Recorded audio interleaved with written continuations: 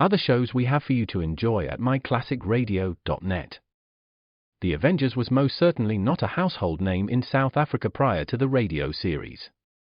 With no national television service until 1976, the mechanism simply was not present in the country to show television programs to mass audiences. While many other countries reveled in the filmed adventures of John Steed and Company, South Africa was not equipped to join in the fun. The series took Britain by storm and made a major impression in the American markets, being that greatest of rarities, a British series given a network transmission slot. However, as a filmed series, rather than a videotaped one, The Avengers was able to gain a modicum of exposure in South Africa through film rentals.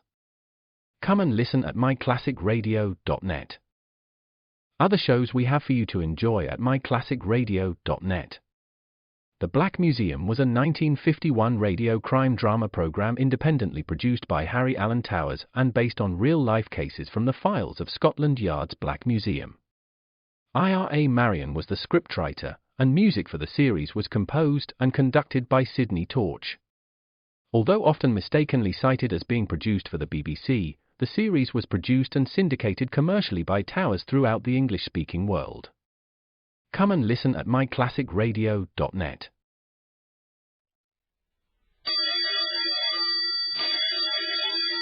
Calling all detectives. When I kept an appointment in a hotel lobby, I didn't realize it was an appointment with death. That is the situation on this page from my casebook. The casebook of Jerry Browning, private detective. A private detective like me, Jerry Browning, never knows where he's headed. Why, I once even made a date with death. It was 3 o'clock of a Saturday afternoon when I walked into the lobby of the Wingate Hotel. The reason I was at the Wingate was because I had a date with Joey Greer. Joey called himself a salesman, and what he sold was underworld information. That's why Joey made appointments for crowded public places, because there was safety in numbers. Joey'd offered me the lowdown on the brains behind a big hot money ring. The man who strolled over to me was Frank McGloon, the house detective. Until you came in, Jerry, it was a nice, quiet week. Do me a favor. Don't start nothing in here. Oh, me? I'm waiting for a friend, McGloon. Yeah, sure you are. Jerry, if I'd have studied my lessons when I was a kid, I would be a gent like them monkeys over there, instead of a gumshoe like you and me. McGloon indicated a group of distinguished-looking men. I recognized 2 of them as Carter James and Harvey Paulson of the university faculty. Just then, a short man joined the group.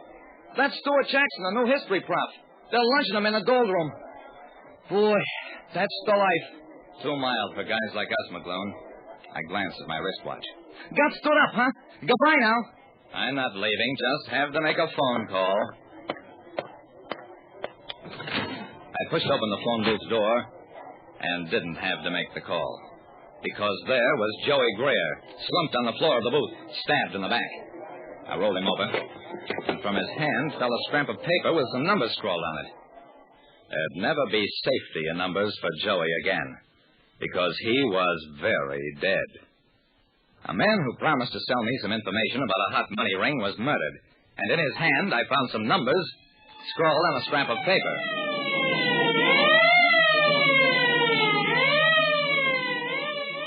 Lieutenant Dawson of Homicide put his feet up on his desk. Joey was asking to be killed. He knew too much, Jerry. Sure, but where's the knife, Dawson? And what about those numbers on the paper? The knife will turn up, and the numbers, probably crack entries or odds. Joey must have been calling his bookie when he got it in the back. Joey didn't play the horses. Dawson shrugged. Okay, you'll figure it out. You're good at figures.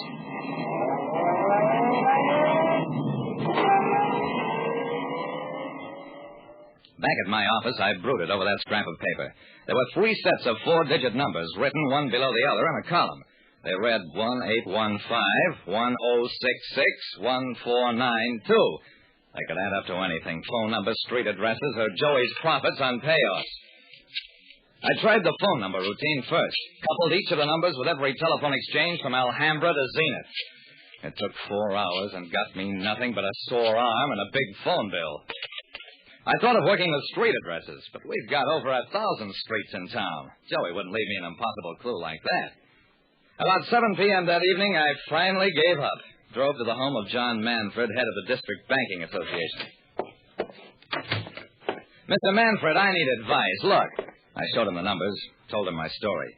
Well, this can't be a list of bills, Jerry. Money numbers run into 8 digits, and they're always preceded and followed by a series letter. However, let me copy the numbers. I'll work on them tonight, and you meet me at my office first thing in the morning.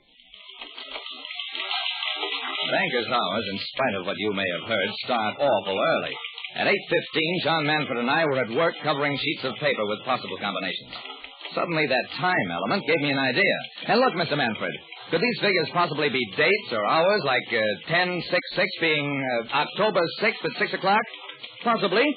You explore that angle. I'll check to see whether the numbers represent amounts deposited by Greer in any banks.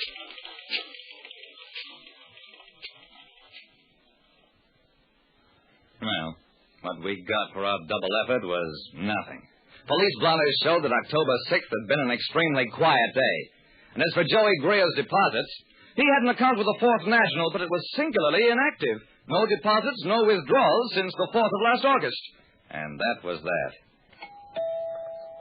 So I tried the most fantastic way I could think of. I called on Professor Sorokin, numerologist. Very simple. We total the column. We arrive at the sum 4,373. Now we add these digits horizontally. Oh, yes. Comes up the mystic number 17.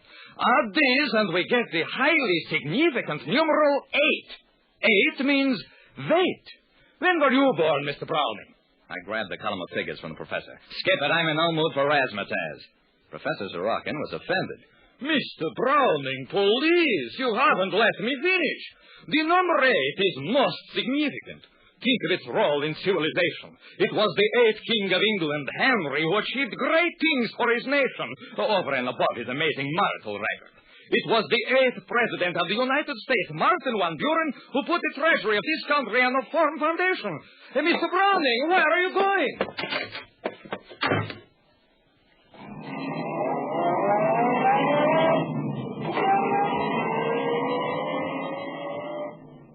Now I knew where I could get help. That word history had rung a bell in my brain. I remembered a verse we'd all chanted as kids. In 1492, Columbus sailed the ocean blue. 1492 was one of the numbers, and I was catching on fast to the other two.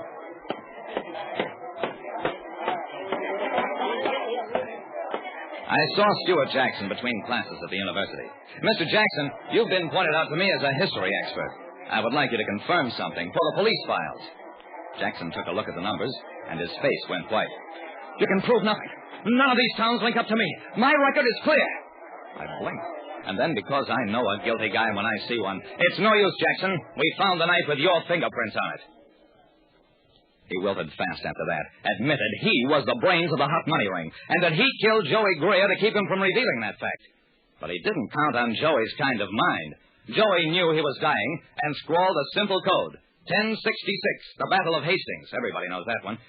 1815, the Battle of Waterloo. 1492, Columbus. What did it spell out? The names of cities. Hastings, Nebraska, Waterloo, Iowa, Columbus, Ohio. The 3 cities in which the hot money ring shuffled stolen currency around.